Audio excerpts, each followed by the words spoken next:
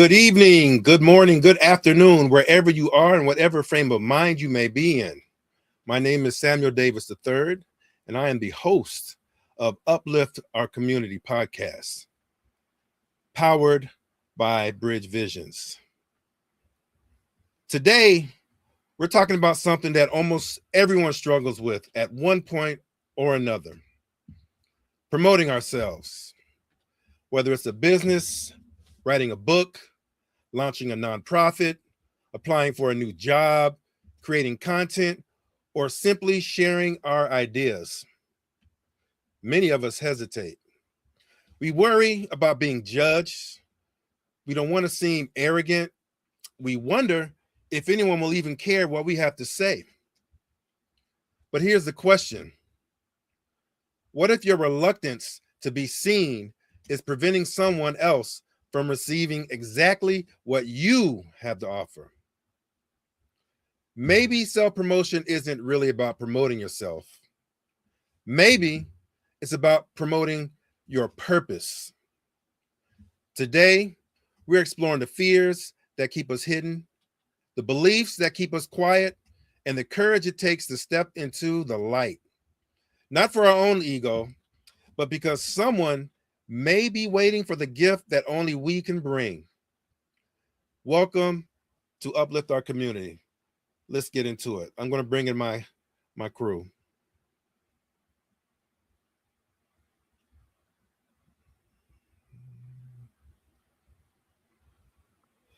What's going on there, Mr. Gordon? Hey, Sam, what's happening? How's it going with you, bro? I'm good. How are you? Oh, all right. Tell me what's been going on with you, man. Oh, man. So in the last week or so, I think the one thing that has been taking up a lot of my time, rightfully so, I'm not complaining or anything, is that the community center that I volunteer at was shut down. And so we've been kind of fighting to get community support, get it back up and running, try to figure out the steps. And so we're making progress, but we're still working on it. Okay. All right. Let me bring in my next partner here. We got, what's going on, Jay Harris? Hello. How you doing there, Samuel? What's been going on with you this week? Oh my, where you want to start? Just a little Armageddon, insurrections, working on new ways to keep the serfs down. I hear that. We do have a special guest in here today. It just popped up in here to the green room. Let me bring our special guest in here. How you doing there, Miss Denise Benz? Hey guys, how are you? Welcome to the show. I was just wondering if you were going to make it actually today. So I was pulling some stuff together, and I was like, let me make sure I get my titling right and everything. I'm like, well, you know what? We're gonna keep it rolling. We're gonna keep it rolling. But how are you doing, Denise? I'm good. Thank you for asking. How are you guys doing? Go ahead. You want to speak for us? We're not used to the strong, awesome female energy. Okay, it takes us a while to adjust. Boy,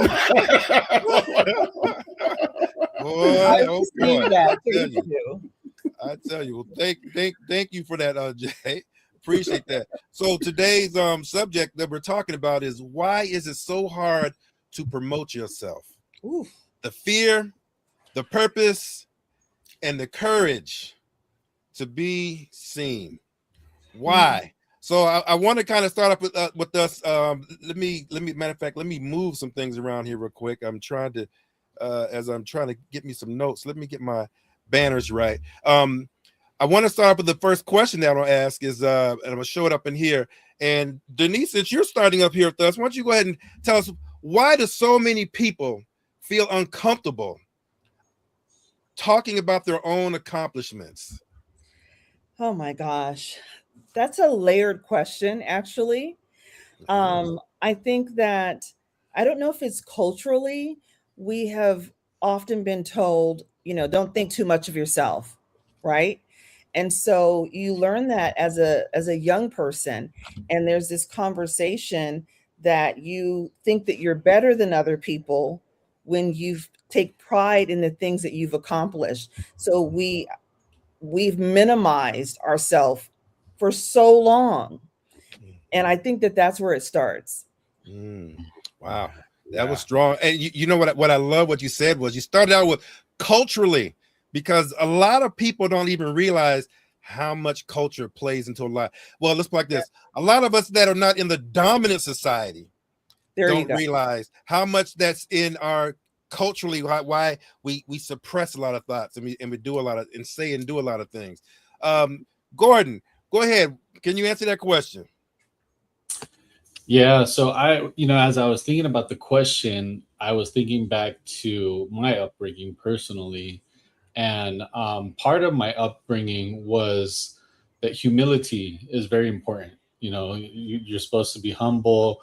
One of the things that I was raised believing and thinking is that nobody's better than anybody else, and that things like um, don't be a burden on others, don't get in the way of others, do you, but don't cause any issues for anybody else. And so depending on how you look at it, none of that is necessarily wrong, but if you look at it incorrectly, you kind of do want to hold back, and you do kind of want to just kind of stay in your lane. You want to not make extra noise, not kind of just not get any extra attention. And I think all of that will translate to not, say, promoting yourself, not talking about your accomplishments. And I, back to what Denise was saying, I think it has a lot to do with culture and upbringing and things like that. Gordon, I think for those who don't know, I think you should tell us what your ethnicity is and your background is, because you always say you get confused. A lot of people don't know who you are and what you represent or who you run with. So tell us.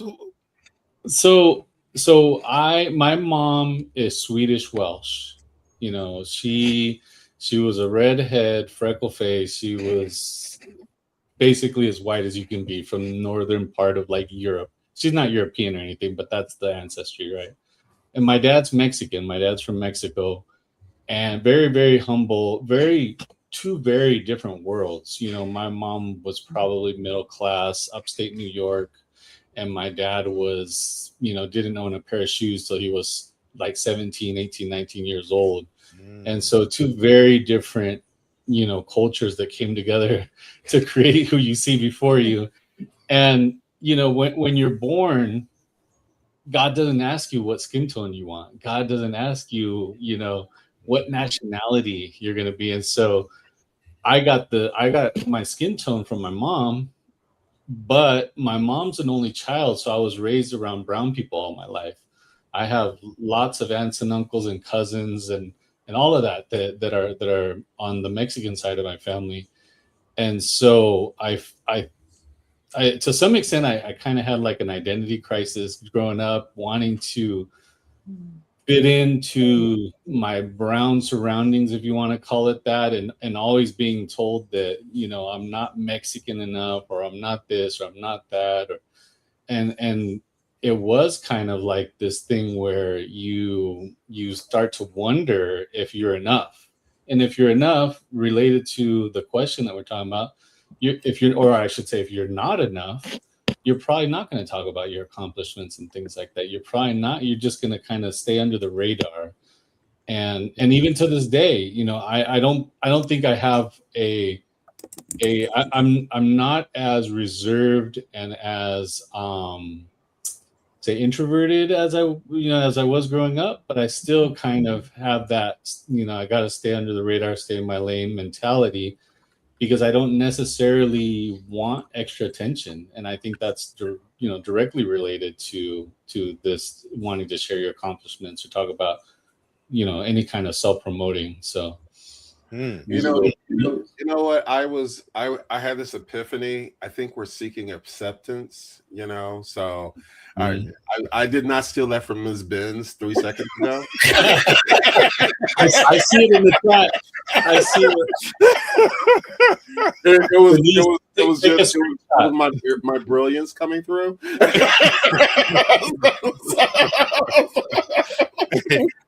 We're locked in, brother. We're locked in. But I want to piggyback and kind of join those two parts together. My especially like I'm 6'3", dark skin, big black guy, the whole deal there. And a lot of I'm usually the only black person in the room, when I have my meetings or what have you, being an inventor and dealing with some of the not-for-profit work and so on.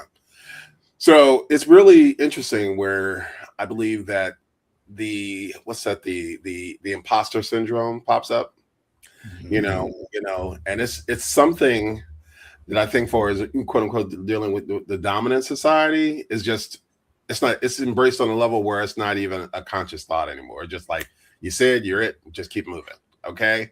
But I'll speak for myself. Sometimes you step in those rooms, you remember the history that got you there too. Okay. Mm-hmm. So you've earned it. You do kind of look into those other people and say, like, do you see it? Do you know I've earned it? Or what are you listening to the conversation? Are you listening to the science? Are you listening to the strategy? Or are you listening to the skin tone? Okay. Is that what you're saying too? It's just like some of my Southern friends, they say, no matter where they go up north, as soon as they hear their Southern accent, they take off about 20 points of your IQ right there. That's the real thing. Yeah. That is a real thing. It was funny. I listened to Sirius Radio, and I listened to there's this Reese Colbert, I think is her name, on Sirius Radio. I've heard her for years. She's on the show with this guy Clay Kane, and she's kind of like the Robin to him being Batman.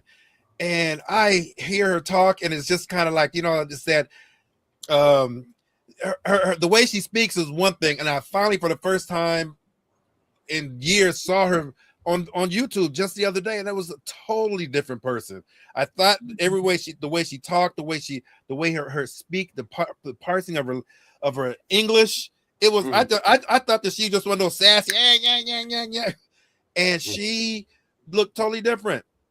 We come in with these preconceived notions about a lot of people. And Denise, I love the fact you said culturally, because I grew at 13. I think that summer I must have grew about 8 inches, and I was above everybody else. And it was one of the most embarrassing things around, how I walked around and I carried myself. It made me feel. You talk about being embarrassed, and Jay, you brought up, and I do want you to go back in detail talking about imposter syndrome and how that comes about, because I know it was a tough thing for me when I went through my growth spurt. But if you could please explain and tell us what you mean when you say imposter syndrome, for those out here who don't know what imposter syndrome is. Well, okay, so the deal is for imposter syndrome, I'm gonna give you the low-key version of my understanding of it, is being whatever you are, not feeling confident in that move and trying to grow into that area or be in that space. Okay, the very low-key volume, the low-key understanding of that. So my thing is that again, 6'3", big black guy, nobody understands, or the last thing you're going to think I am for the most part is like, oh, he's a scientist. You're going to like, oh, you're, you can tell you get older when people ask you, do you play football versus, or did you play football?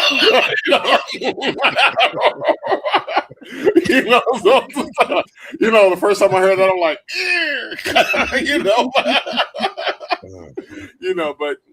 but nobody understands that, what you really are dealing with is that you're like the science you work with, especially I work with proof of concepts. Okay. So it's literally 9 times out of 10, I'm the first one or what have you to present this science or this technique in this arena or what have you. So, it's always a disbelief until you see something works, and you're like, well, well, how did he do it if, we got all these white guys that didn't do it, like what's going on, and I have to mentally, I got to the point where I already know I put my energy in the room before I even get there. Okay. I just like, what, I walk in, bam, smile, especially a lot of the big guys, Gordon will understand that too as well. It's like, you have to be aware that people see you, that it's intimidation first. So you have to learn how to make people feel comfortable so quick. How did you guys do it? So you tap dance and code switch. Is that what you're trying to tell me? No, brother, I don't tap dance. No. No, the deal is though, I do have style. Okay, I do have good energy. Okay, so I go in there and I know that's a sell. You sell. Okay, so I'm at make that work. Okay, so when it's all said and done, I have to be comfortable with me. Okay, long as the practices, long as the procedures, long as the science is solid, there's nothing else really to talk about. This all about the sizzle. Now, I do want to ask Ms. Benz though, like when you're talking about the acceptance, could you give me more of could you elaborate on that for as we're seeking acceptance? I'm curious, Mom. We have this this reel that's playing in our head of past conversations, of cultural things that we don't even realize they're playing, right? And so I think that we enter into social environments with it playing on a low volume. So when I started off by saying that this is layered, and I think it starts culturally, if we go all the way back, it actually wasn't safe for us to show our brilliance. It wasn't safe for us to show our intelligence. You're an uppity this person. Who do you think you are? You think you're better than me? So not only were you getting this conversation from people of a different cultural background, your peers felt like you were okay. You guys all went away for a second. Oh, no, we're still here. Okay. Your peers thought that you're trying to show them up by highlighting the things that you know. So we've learned to minimize ourselves because it wasn't safe. And so because we already have this tape playing in the back of our head of people's perception of us, misconceived conception, we enter into a lot of spaces feeling like we want to be accepted, and we already know that they may not accept us because we hear the tape playing in the background. Wow. Okay. Well, right. You want to follow up to that, Jay? You got to follow up to that one? The only thing I can do is salute. Thank you for that, Denise. It's something because when I was younger, I think as I mentioned to you, growing tall was one thing. Walking into spaces as a black man, young black man was another thing. But when I was in law enforcement, it was another thing because you walk into, they're looking for different things. Just as much as difference as it was when I was in the Air Force wearing a uniform and I'd walk into an environment. So it was like every time I put on this costume, I was able to fill it out and be that. And sometimes, and as you get older, and I'll say this, and at this stage in my life, I don't do that anymore. I detest walking into areas like that. I have those problems now where it's like, you know what? I would rather not go than walk into those areas if I have to be that fake, that phony person. It's that's at this stage of my life, and I've been able to do things in my life to allow me to do that. Some people you need to be able to financially handle yourself to do that, and there's other people no matter what, I got to work hard to be able to get to that position because I don't have the wherewithal to make those decisions in my life, if that makes sense with all of you all there. But I do want to say something jumping on to Denise, because this is kind of her thing here. Here's the next question. Why is it easier to promote someone else than to promote ourselves? The first part of that is because we not only have the historical tape that's playing from other people and other experiences, we have our own internal tape that's playing. And so when that tape is playing based on things that you've experienced, it attacks your emotions, and it knocks down your confidence. And so you're struggling with that on top of having to promote the thing, right? So if you don't have any tapes playing because this is not your, was it not your circus, not your monkey, or however they say it, like this is not your project. You're not, you didn't create it, you didn't write it, you didn't produce it. It's someone else's thing. You're not attached to any of that. You're just looking at the work for what it is, and it's easy to promote that and be excited about it authentically. Okay. Gordon, you have any response to that, or want to add on to that, or you want to answer that question there? Why is it easier to promote someone else than to promote ourselves? I don't have a response to Denise. I think that what I got from that was, she was talking about some level of detachment allows you to do what you wouldn't do if you had some direct connection to what's being done, if I understood correctly. But I think when I first saw the question, my thoughts were that, people want to be liked, and probably the best way to be liked is to compliment somebody, to talk about their their accomplishments, if that's the case, to basically build somebody up, especially in front of somebody else. If say you're having a conversation with two other people and somebody asks about something about somebody else and you're able to prop them up in front of that other person, then obviously the person that's being, say, complimented is gonna be like, oh man, this guy Gordon, I didn't know he thought that about me. He's kind of cool. Even they might not even know anything about me, but because I complimented them right in the moment, all of a sudden I'm a good guy. And so on our end, I can't necessarily get into what other people might be thinking in any particular situation, but on my end, if my self-esteem is low, if my self-confidence is low, things like that, then sometimes people that are in those situations feed off of making other people like them. And that's the first thing that came to my head is you want to promote somebody else so that they have a good disposition on who you are, maybe. I'm not sure. Jay, I see that hand on that chin. What you got going on? What you thinking? I'm working on my viewership. This should give me about 5 extra points. Where's the like button? I know, right? But I love introducing people to different backgrounds. I love introducing them. I love networking. Okay, that's I'm a true introvert at one stage of my life, or is in my early 20s. I worked at a Sam's warehouse, the bulk buying place, and one of the managers there, he took a liking to me and said, man, you know what? You're a little too cool for this part here. Let's put you over here. And he made me network. He made me talk to people. And then, he said, well, he took me to different places where, okay, before you're done, you need to get that guy's card. Okay. I'm like, okay, gotcha. Before you're done, you'll be able to connect these people, Okay. What do they do? What do they do? How can they come together? And it's been ingrained in me. So I do love that aspect of where I get a chance to bring people together. And when you do that as well, when you make something bigger than yourself, people have a tendency to see you in a better light as well, because they just like whatever's going on.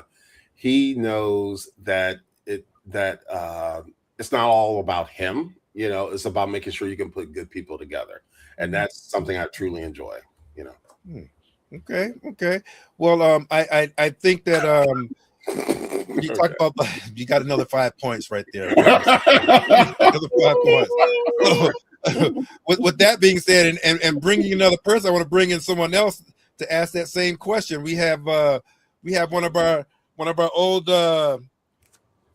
time guys in here, Robin Shin, from up in the Bay Area. Talk to us, Robin. Hey, how's it going? Sorry, I'm I'm just coming in. It's a whole new bunch of new faces. Yeah, yes, we are. Well, we like to get you in, and here's a question we're going to ask you because you're just jumping in here.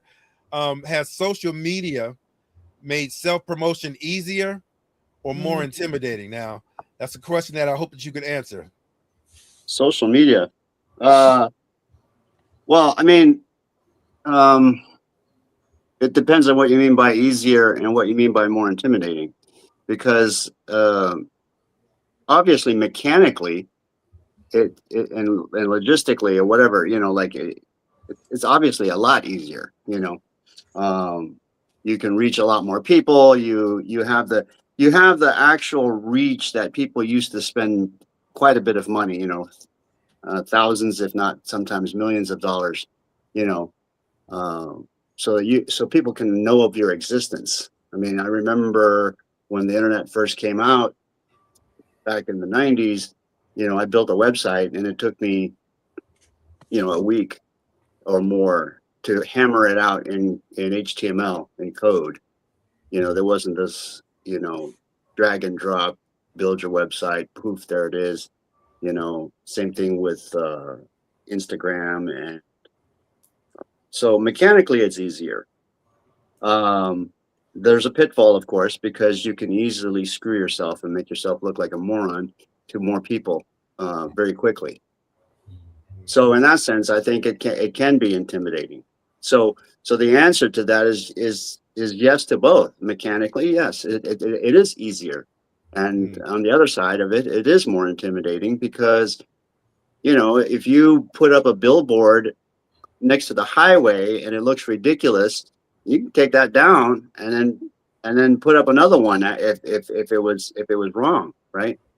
Whereas in social media, that stuff's out there forever, especially if you put out a video and somebody captures it, or if you don't realize it yet, it goes out to literally billions and it turns into a meme. Quite often, you don't even mean to do it. Like, somebody takes a video of you doing something ridiculous, especially if you're a famous person. And then, look what Trump said, and look what Bush said. Look what Obama said, at a moment where it's completely out of context, and you can sound pretty damn stupid. And even if you delete it, they can find it and bring it back. So there's that. Right. It never really dies. It's like it's like a vampire or a cockroach or whatever. Like you kill it, and it's like a horror movie. It keeps coming back to haunt you, and it can be stuff that you did when you were a teenager. I'm like, I was 20. That was Mardi Gras. Fuck off, right?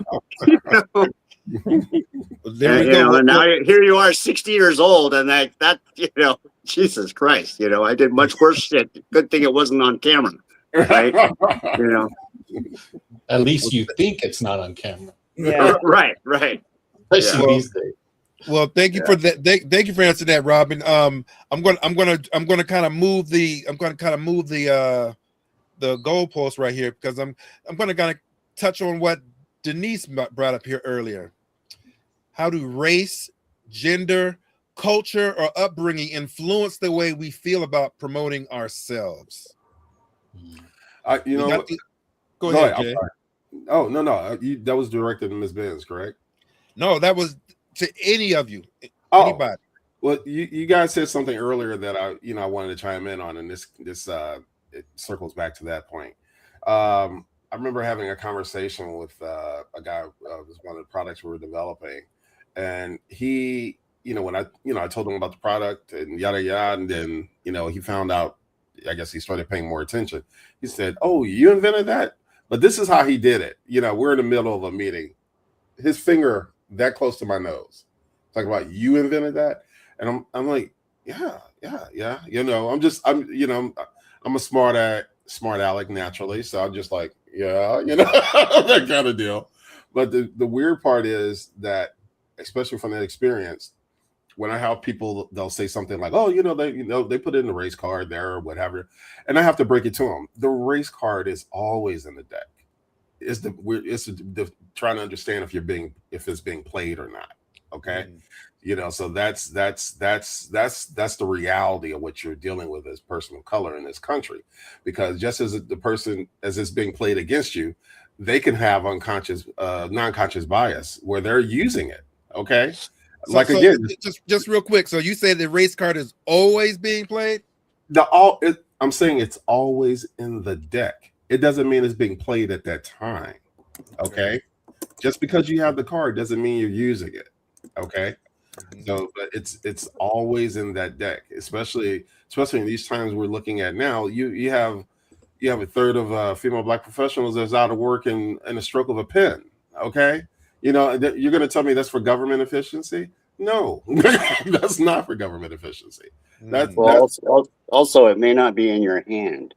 Yeah, well, that's agreed. That's where I was going with that, because for us, we may not be in the dominant society because they don't even pay attention to where you at. That's why the person poked in your face and said those things to you like that.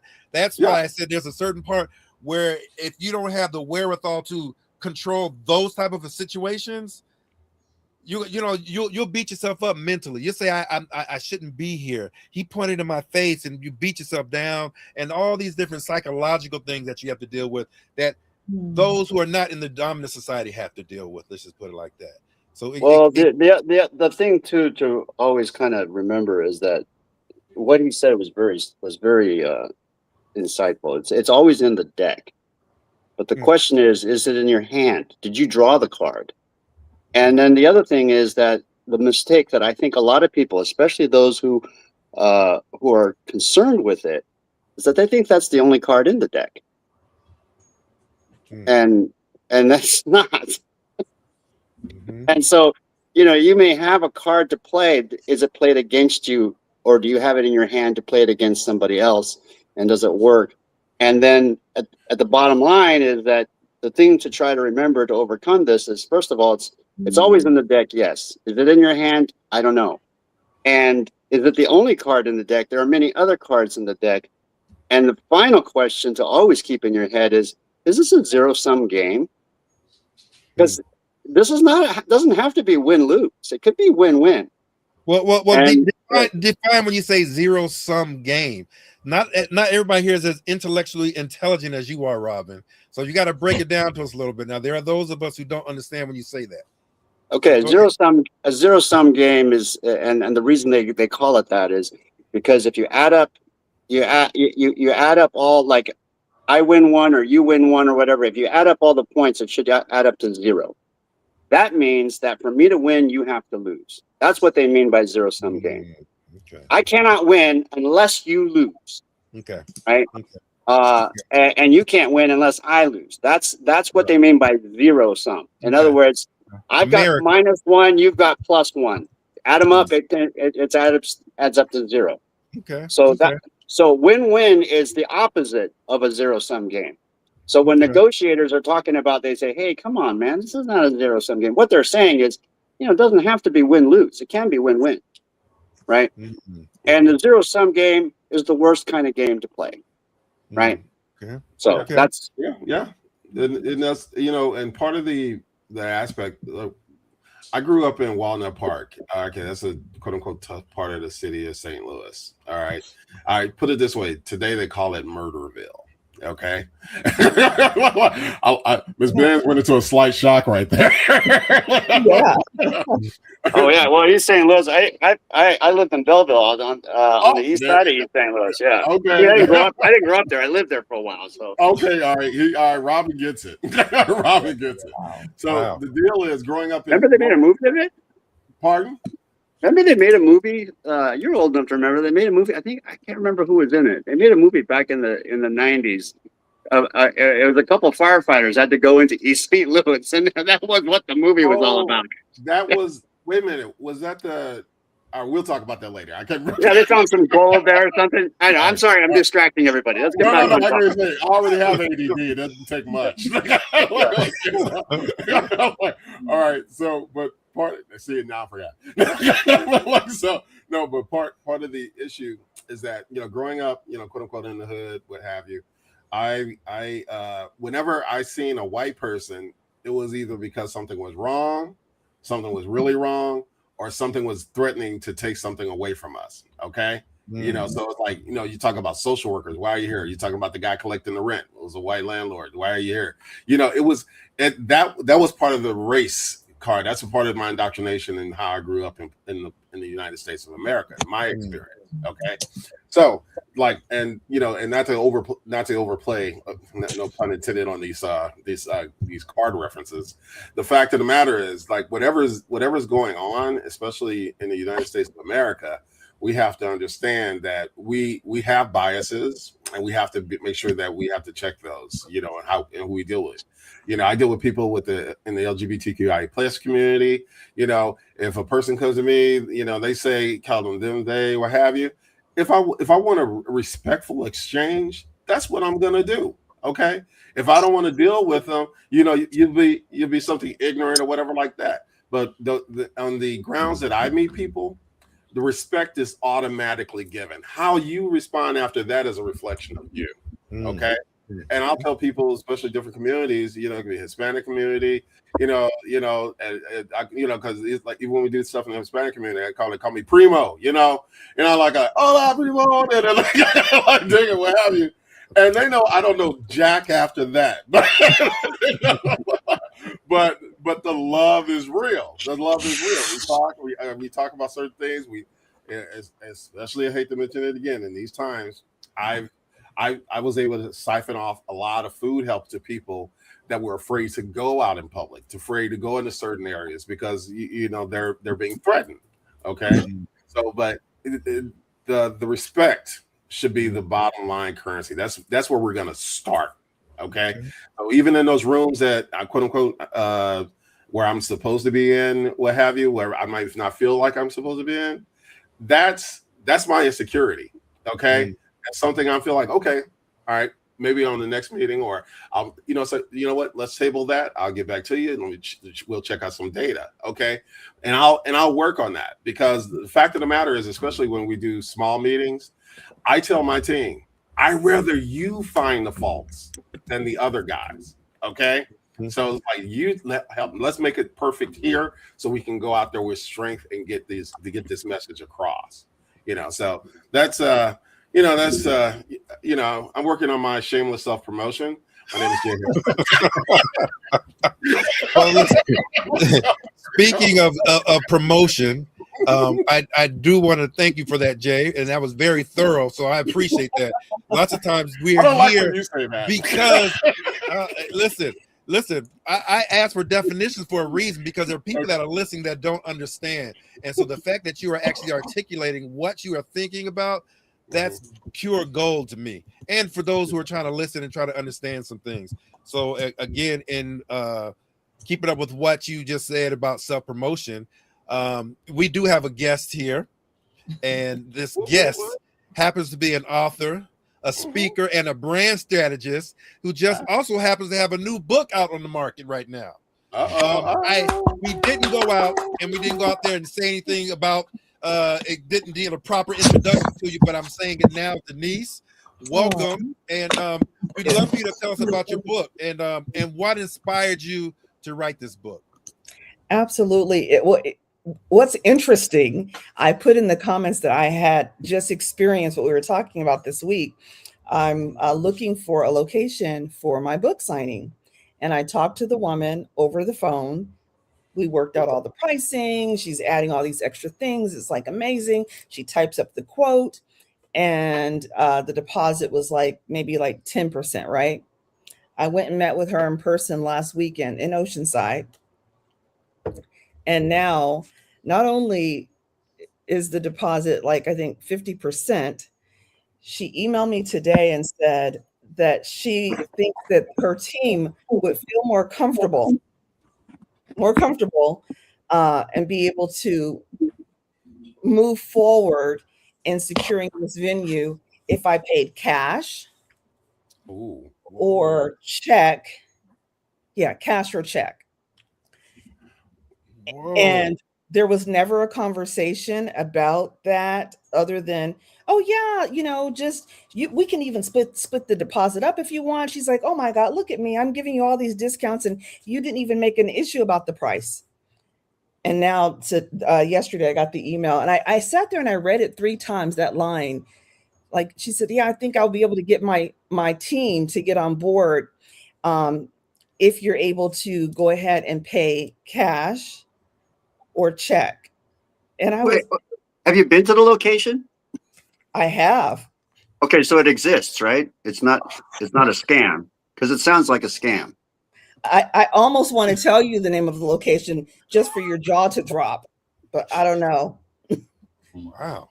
Sam, do you want me to tell the location? Sure, you can tell. We deal in that. So sure, go ahead. It is the Oceanside Museum of Art. Oh. Interesting. Oh. Downtown? Yeah, Oceanside. Over there by City Hall? Yep, right around the corner. Oh my gosh. I was so put off by this situation that I have not even responded back to this woman because I just want to gather my thoughts. And so anywho. Wow. Man. Okay, well, let's pivot from that. No. Let's lean into it. I got questions. I got questions. Do you feel that did you feel that your presence changed the deal that you were working on at first? Do you feel from the beginning to actually meeting you? I candidly, yes. The message says one other thing. I gave it a little more thought. And to help gain full support of my offer from our leadership team, we would really appreciate it if any payments could be made ACH, check, or cash rather than credit card. Thank you so much. I really appreciate you understanding.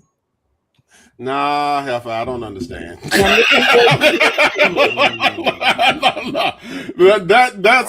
would be my response. Wow. You think that was based on race? I think that it's outside of a policy based on the language that was used. Okay. And so that causes me to question what circumstances would arise for you to go outside of your standard policy. You've already met with me. You already have the dates. We've already negotiated all the things. So to come back now and say that after giving it a little more thought, what was the thought that you were thinking of? Right. Right. Wow. Right. Okay. Well, I tell you again, well, let's pivot from that because we can discuss that all day long. And Jay is enjoying that from his cool hot home over there in St. Louis, while we here in California have to deal with this. No, wait a minute. I still think this. I would be interested to whom the check should be made, because the thing is this. This isn't like. This is the modern era. A payment from a credit card is actually more secure than a payment from a check or cash would, of course, cash is king is still to a certain extent. But if this was a race thing, the last thing I want from, I don't want to put it. Last thing I want from your black ass is a check, right? If I was a racist. Right? Send me a credit card that I can verify online and it's immediate, right? So if I was a racist, I don't want a check. So that is very strange to me. And it makes me think that this person wants to scam. Like, you might not be speaking to the person who actually represents that institution. You may be speaking because it still sounds like a scam. You know how people, they say, oh yeah, I'll rent you this house, and they don't own the house. And after you sign the papers and you pay them a deposit, they disappear and the cops come and evict you from somebody else's house. Well, here's the thing. Yeah. Robin. Yeah. I'm from Oceanside. Yeah. And I grew up, I'm very familiar with that area. Not only that, I negotiate contracts for a living, right? Right. so it is my job to do due diligence in negotiating anything with anyone, because I do it on behalf of celebrities all the time. So I went to the venue in advance on a Saturday and did a tour. I spoke with the staff that worked there. I received a packet from them with her business card before I ever met with her. They have a binder with all their information and her Right. name in the binder at the venue. Okay. I then followed up with her, which she has branded email that goes directly to the organization. So this is, it's Okay. not Okay. Yeah. right? Yeah. I'm clear that I'm meeting with the right person. And then I followed up with her, was it the Thursday market last Thursday, and then walked in there and she was sitting right at the front at a table working on her laptop 5 feet from the front desk. And we had a full conversation and went over all the details. Right. All right. Yeah. So Okay. is your Okay. boundaries- So you're is sure. this an example of where your boundaries are coming in, or how does this work going forward? Well, I'm likely going to have to go over her head. I'm pretty sure that I know people on the board of directors, and I'm going to follow up. But a very good friend of mine, you guys may know, named Tyati Howard. We've been friends for over 40 years. He's passed away. He's a DJ at every radio station in San Diego. DJ Tayati. Yes, Tyati used to always say, "You are a jewel, and you must go where you are celebrated and not tolerated." And so I believe that. And so anything that I set my hand to, if I'm not supposed to be connected, God works it out where it dissolves and something greater shows up in its space. So I'm not attached to this emotionally. I love Oceanside. I'm an Oceanside girl. The storyline, the very first story in the book happens right off Mission. It would have been perfect to have the signing there. But I'm not going to spend my money in a space where I'm disrespected or discriminated against in any way. So I will follow up and we'll see where that lands. But to answer your question, the name of my book is called Only My Face Was Smiling. Show us that one more time. Only My Face Was Smiling. Okay. Faith carried me. Secrecy almost broke me. So I've spent a lifetime extracting stories from people and crafting their messages and promoting them as professional speakers. I've worked with Tony Robbins. I was a CEO for Lisa Nichols. I've done work with Jack Canfield from Chicken Soup. I've worked with Kenny Lattimore. God's blessed me to have these amazing relationships. Kim Coles. None of these people ever knew that I didn't come from a privileged life. They would have thought that I had. And the way that they describe me, they're like, gosh, she's so sweet. She's so kind. She's so loving. She's so optimistic. So to know that I have this crazy background of childhood trauma that lasted for a very, very long time. And somehow on the other end, not somehow, but through God, on the other side of that, I came out as this person that still has faith, still has passion and compassion. Someone texted me or sent me an audio message last week, and he says, I have to tell you, I don't understand how you don't hate men. Based on all the things you've gone through in your life, I can't even wrap my brain around how you are the person that you are. So the book is really about teaching people that where you come from doesn't have to define your future. What happened to you is not who you are. And surprisingly, I have a lot of men who are contacting me after this book, telling me their stories. I expected there to be a lot of women, but I have men telling me stories of being molested as kids and being violated.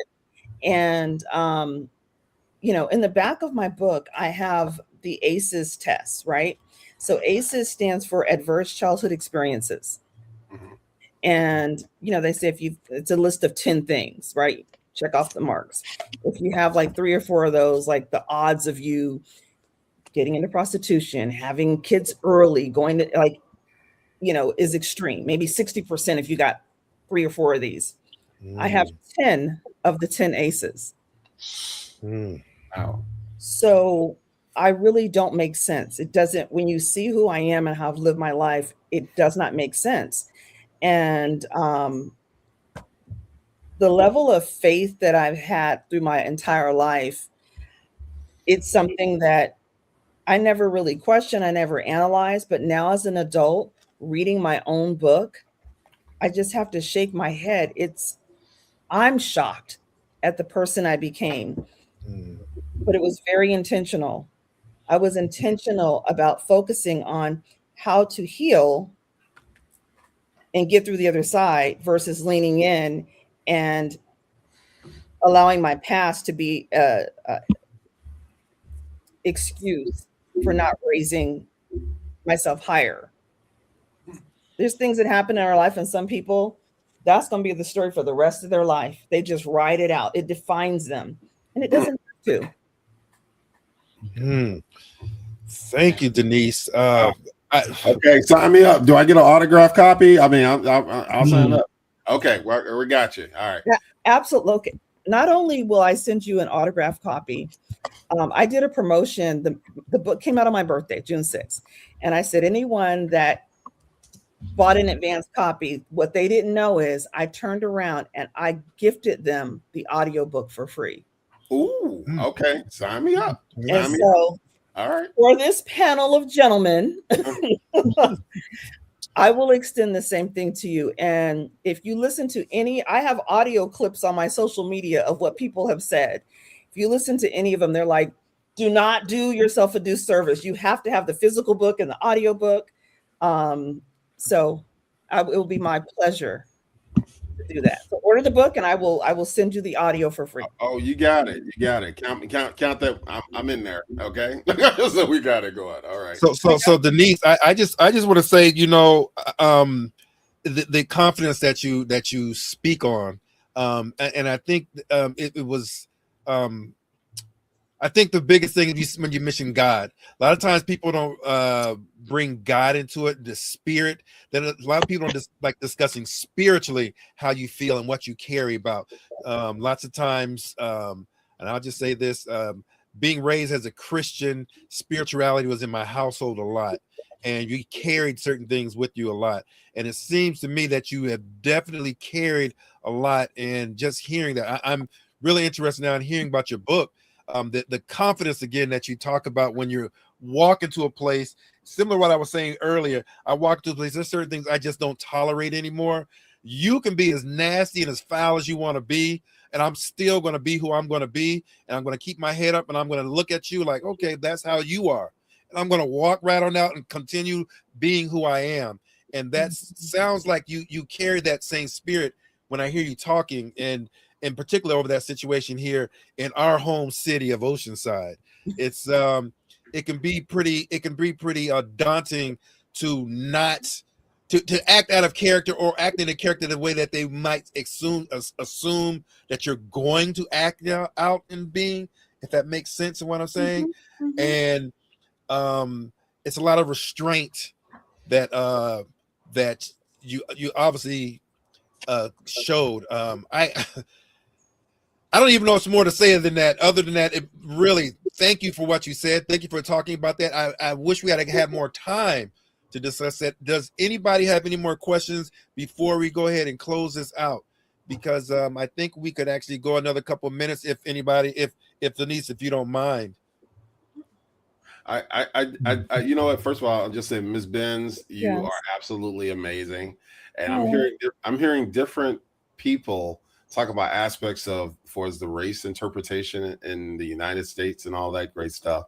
But I don't think I have anything on Gordon for the record. I'm just kind of curious, like especially being a white Hispanic or what have you, or how you that.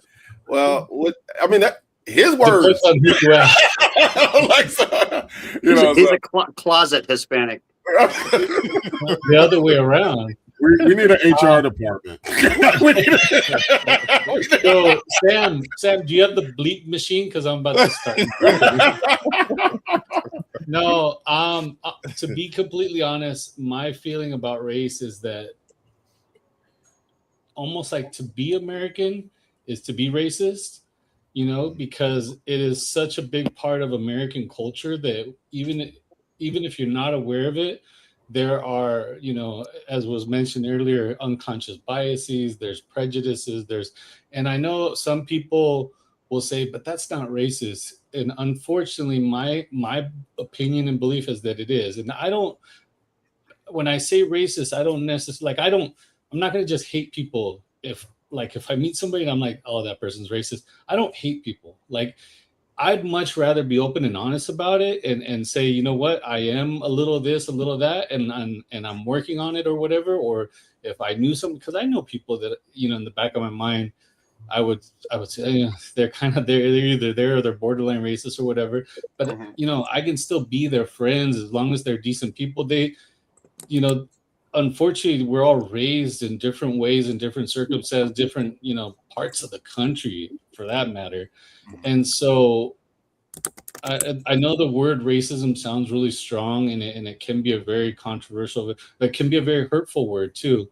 But I think that until we own up and say, you know what, I do have a little bit of unconscious bias, or I have a little bit of prejudice, or I have a little this, a little that, we can't really address it. And so I think race affects just about everything that happens in this country, unfortunately. And I think some people get the short end and some people get, for the lack of a better word, privilege. And I can tell you firsthand that just by my skin tone, people treat me a certain way in a good way that I haven't necessarily, not that I don't deserve it. I feel like I'm a good person, but in my interacting with somebody and getting certain privileges right off the bat before they even know me tends to lead me to question, like, well, why are they hooking me up like this, or why, and so I think race is in everything when you talk about American culture, unfortunately, and we need to own up to it and address it in a very compassionate way.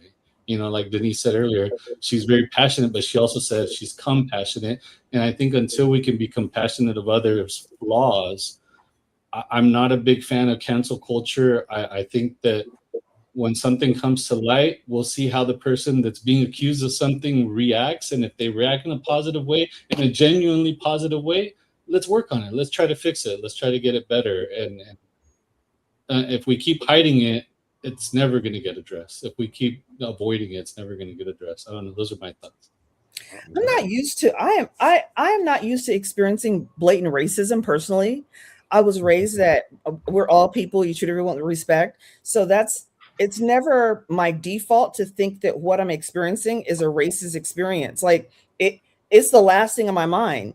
I've always been the youngest person, the youngest female, the only person of any color, the youngest person of color, the only Black person, right?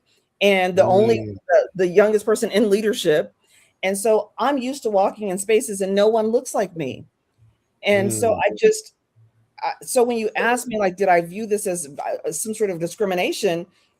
It's the absolute last thing that crosses my mind. And I'm so analytical. I'm like, let me go back and reread this language.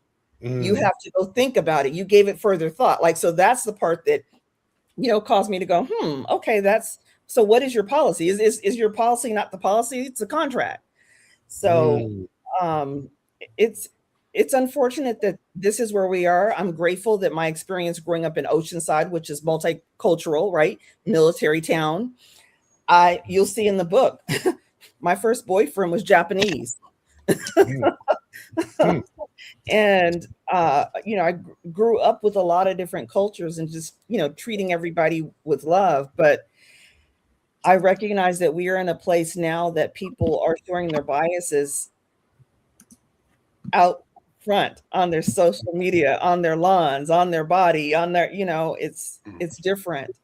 And you would think, okay, she's Black, you should be used to it. But I'm really taken aback by the level of it that exists. I grew up in Oceanside. I'm not from the South. Like when you're from the South, you're like, you have a little more experience. I'm a Cali girl. So I'm just like, this is crazy. Mhm. Actually, I do encounter it pretty blatantly quite often. Once people discover that I'm actually Chinese, and it always comes up in weird little ways, and most people would say, well, that's not a problem, and I to a great extent it's not, because it's usually very complimentary. So a lot of times people, if people in a room are trying to figure out some kind of mathematical problem, they look at me. They have a technical problem, they look at me. And for some reason they think that I'm gonna fix their computer, and I'm gonna split the bill for them, figure out how to fucking do the math, right? And then I find that I encounter a lot of reverse racism, because I hear this term a lot, which is the most irritating thing. Is like, well, here in the West we're very material, or here in the West, like they'll sit there and they go, oh, well, you're Asian, you're much more spiritual. Here in the West we're very materialistic, and we're very money driven. I'm like, you're so goddamn racist. You think you invented vice? I mean, you didn't invent everything, and you want to take credit even for the bad shit, right? And I'm like, hey, shithead, who do you think invented money? It wasn't you. It was us. That's the Robin I was looking for.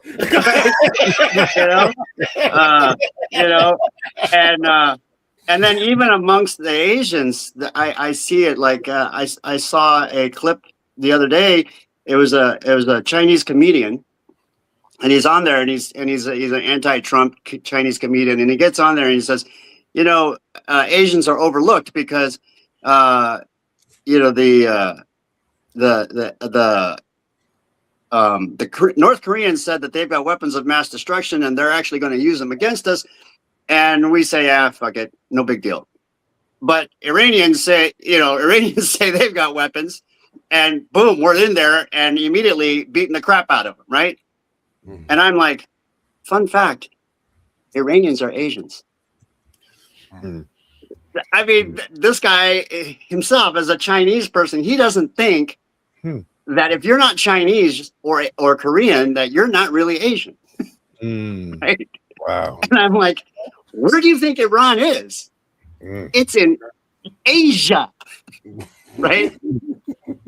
So Gordon's right. It's everywhere. It's pervasive, right? And I encounter it quite a bit, and a lot of times because people don't think it's insulting.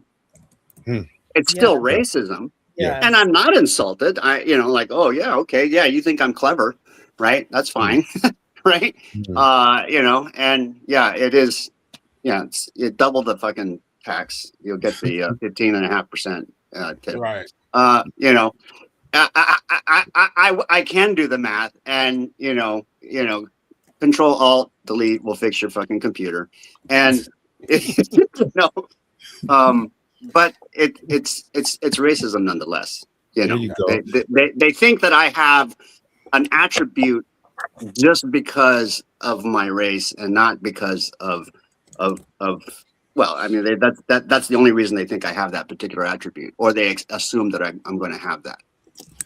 Jay, you have something to say for that, Jay? I'm taking notes. I'm listening to my brother over here. I'm like, go ahead. Oh well, you know what? If you're taking notes, I let me give you an insider tip here. There's this book I read called, what the fuck was it called again? Authentic. The Blueprint to Finding Your Authentic Voice. It's $9 on Amazon. Buy the fucking thing and read it, because it's goddamn good. Okay. All right. Okay. Well, do yourself a bigger favor and go to DeniseBenz.com and buy it. There we go. There we go, Denise. And with that being said, because I read it last night and it's pretty damn good. Did you really? Yes. What, you think I'm making this shit up? I did think you were making it up. No, No, see, he doesn't. He Physical doesn't. book on Amazon. You can only get the physical book directly from the author. So you got the e-version, but yeah. All right. So yeah, I read it. Yeah, it's fantastic. It's I don't know if you guys have read it, but it's all about speaking and how to become a better speaker and what, you know, and I got a lot of, even though I have no interest in becoming a public speaker, and I have no interest whatsoever in promoting or marketing, but I found there was a tremendous amount of useful material in there for me, especially because it was almost like she was talking to me. And the reason is because I am trying to learn how to play the violin, which, if you don't know, it's the dumbest thing I ever did, because you just don't fucking try to learn to play this goddamn piece of shit. It's so fucking hard. And I just, you know, there's times when I think I should just gouge my eyeballs out with a rusty spoon. But the point of music, though, is that if you're trying to communicate, and if you're playing music, you are a public speaker. I mean, that's the whole point of a performance. And there are drills in there that I really love. There's the way it's set up. Here's the problem. We'll keep that short. Here's the fix. We'll keep that detailed. And here's the action that you need to take. And we'll keep that in bullet form. And there's places where you can write it out. There's exercises that you can do. I particularly like the part where it says, what's your intention? What are the takeaways that you want your audience to have? And write down 5 different stories, and then figure out what each one is going to do for you and how it's going to work for you. And I can't give a synopsis of the book in a few minutes, but go buy the book. It's fucking great. He actually did read the book. I'm listening to you. Yes. We happen to have a tech writer in Robin Shin there. He's one of the best in the business. So with that being said, we did give a little extra time towards you, and we wish we had got you in a little sooner, so we could have got things going, Denise. But we appreciate you. And if you can, one more time, tell us where, outside of DeniseBenz.com, what and how we can get in touch with you. Literally, I'm on all the platforms, but just go to DeniseBenz.com. You can get either the Blueprint to Finding Your Authentic Voice, which is the book you're referencing, or the new book, which is Only My Face is Smiling. And you can get the audiobook directly from me as a gift from your listeners if they order the book through me, the physical book. I will gift them the audiobook. And let me just say this. It's completely read by me. There is no AI. This is completely written by me. There is no AI. And I think that after you read this book, you're going to ask me to come back and talk about it. Well, we already are going to have you come back. I think we got about 3 different podcast ideas and topics already just in this conversation alone. So with that one being said, thank you for being here, Denise, Robin, Jay, and Gordon. We appreciate you all, and we hope to see you guys here next week. Take care. Keep your heads up and keep uplifting your communities. Thank you.